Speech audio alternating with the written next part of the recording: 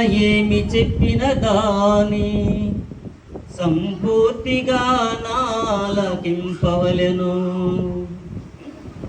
ఏది సత్యాంశమో ఏది కాదోయని స్థిరపరుపను పరీక్షింపవలెను. సరి అని తోచిన సంగతుల్ గైకొని భీతి లేక నవలంబింపవలెను. వివరంబులన్నిటిన్ వృద్ధి చేసి కొనుచు తేటగా ధరకు బోధింపవలెను.